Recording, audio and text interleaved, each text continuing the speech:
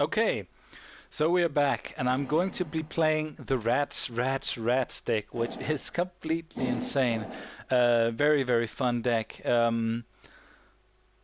Inkai's Servants of Oni is from the Kamigawa block. This is Bad Moon is such an old school card. It's from back when cross buffers buffed all creatures. For example, I think Goblin King, isn't it what it's called? I think it's called Goblin King. It buffs all goblins. Elvish Champion, I think she's called, buffs all elves, not just your own. Bad Moon buffs all black creatures, not just your own. The same with Crusade, buffs all white creatures, not just your own. So on and so forth.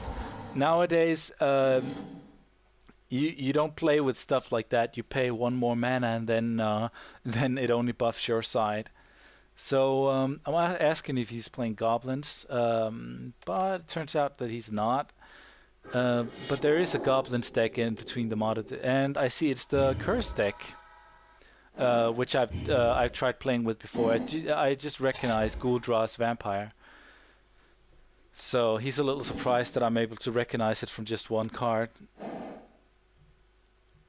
And I think what I'm gonna do is I'm just gonna swing in, and I'm that good, apparently.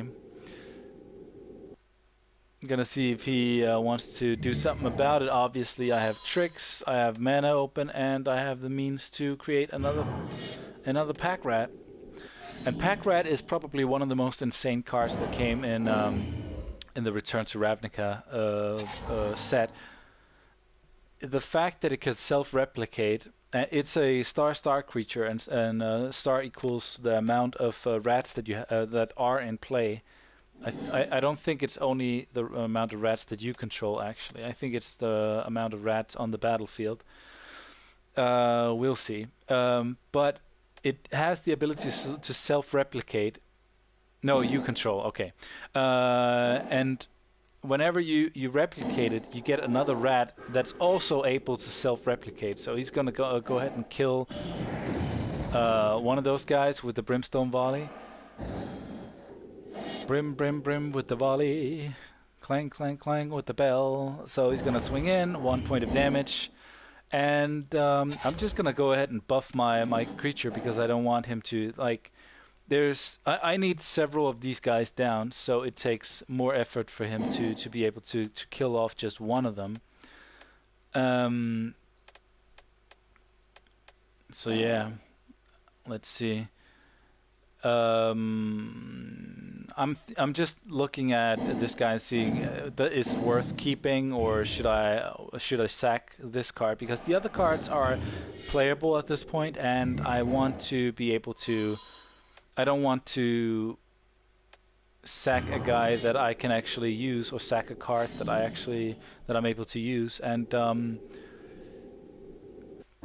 so I just decided to make another Pack Rat, because if you can kill off another Pack Rat, then at least I have another Pack Rat that can self-replicate and so on. And that's kind of the engine of this deck, is to be able to have Pack Rats that get bigger and bigger and self-replicates, and like the replicated rat is not, or the copy is not a 1/1 or something like that. It's actually as big as the amount of rats that you have in play, which is just, it's completely nuts. So yeah.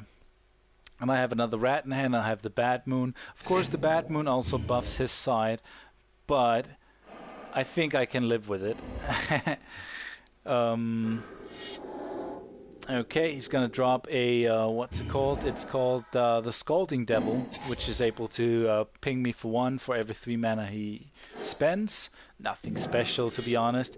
So I'm just gonna go ahead and up my opportunity of drawing a land, but I didn't. So, but it gives me a card to discard next turn.